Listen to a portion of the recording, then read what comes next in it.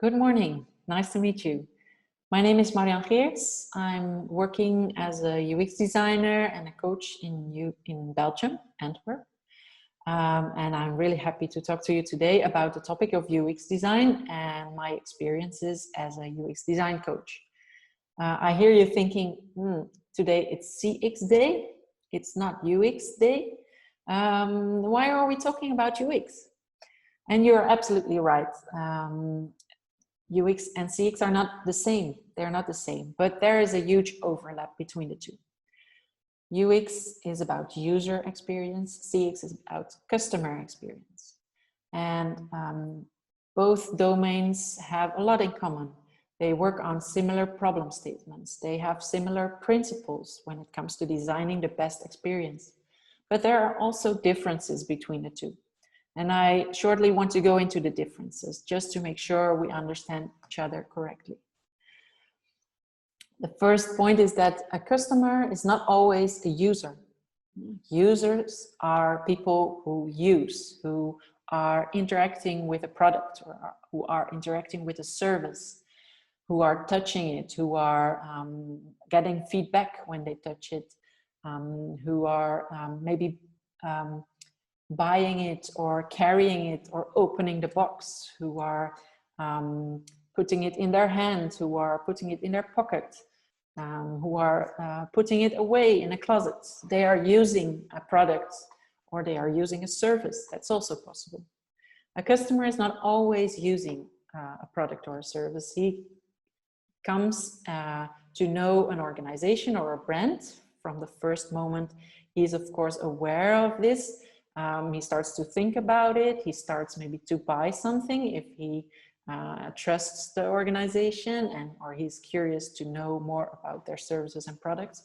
And only at that moment, he starts to use the product or the service. The customer is not at any moment in his journey involved in the interactions with a product. The opposite is also true. A user is not always a customer.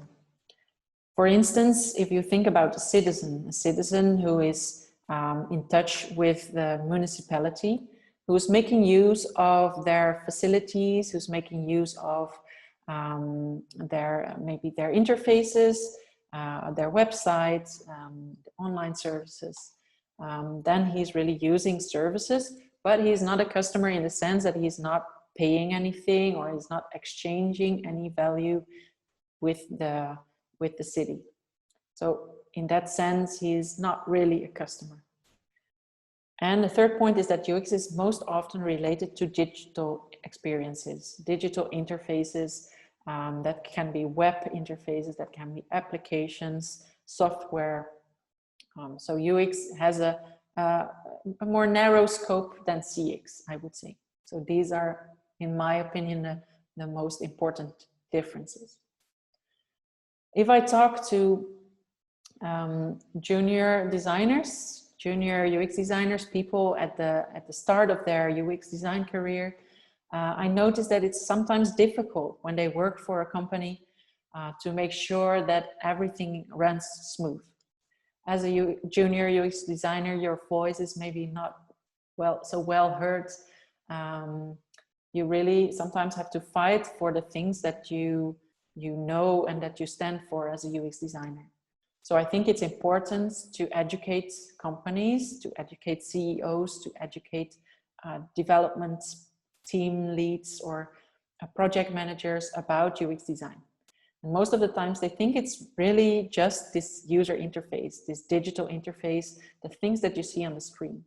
But UX design is much more. It's also about the whole context of use. Are people sitting in an environment where they can hear everything well? Are they in an environment that has enough light to see everything well? Can they read the things on the screen? This also involves accessibility. If people have color blindness, for instance, can they understand the color-coded items on the screen? It's also about the goals of the user. What does he want to reach today? What does he want to do today? And how can we make him happy? So it's also about emotions. If people trust the interface or the organization behind it. That's all what user experience is about. Secondly, it's also important that companies are aware that a UX designer cannot just design an interface well if he doesn't understand the user. It's important to do user experience research. It's important to investigate if the user can actually use the design solution well.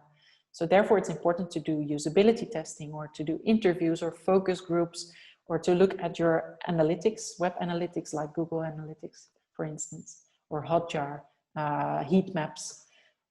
So to really investigate, to study what is currently the behavior of this user and what does he need, or where are the pain points. Then it's also important that the UX designer is part of the process. The work that he does are really part of the whole development process. Because a UX designer has a lot of detailed information in his mind about the designs that he's making.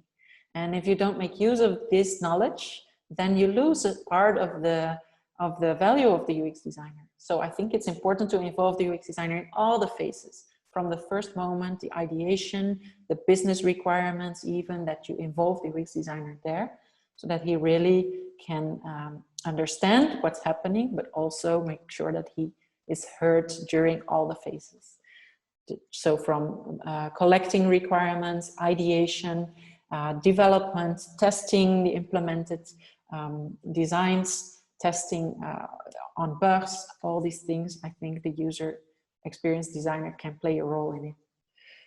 And finally, the UX designer should really be part of the team. Don't see it as a separate box, a separate department that just throws their work over the wall and that is not involved in the work of other people. No, the UX designer should be a part of the team. He should be taken serious.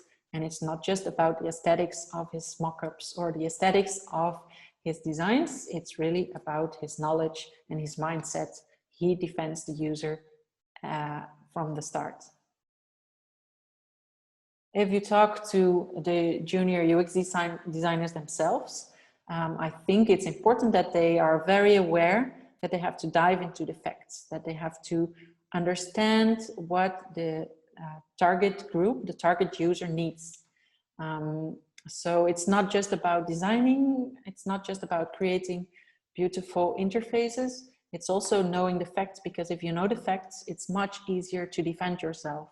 If someone doesn't like the interface or it's not his taste, you can just explain, yeah, it's not your taste, but I know from our target users that they like this because I tested it, or I know that they're very happy the way I designed it. So if you dive into the facts, it's much easier to defend yourself and to become the user expert in your company, to become the go-to person when it comes to knowledge about the targets, the end users.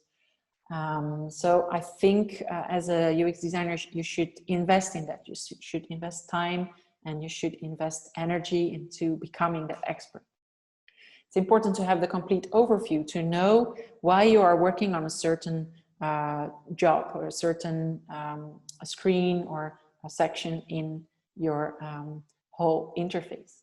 And here the CX also plays a role, because if you understand as a UX designer that the screen you're working on is part of a longer journey, is part of a whole story, then you will also understand what content is needed, what actions are needed, what call to actions are needed to make that user reach his goals. And finally, as a UX designer, you should be able to understand the design thinking principles. For instance, it's important that you create many ideas, that you create many designs, because only if you do that, you can pick out the best. Or if you do that, you can validate which one is best for your users in an interview or in a usability test. So make sure that you create many designs and choose the best. Your first idea is probably not the best. So if you're aware of that, you will change your mindset. And I think that's also the conclusion of my talk today. We should change the mindset of the team lead or the CEO, and also the mindset of the UX designer. UX design is not just about beauty, and it's not just about interfaces. It's about the whole context of use. It's about understanding your users, understanding the customer of your company.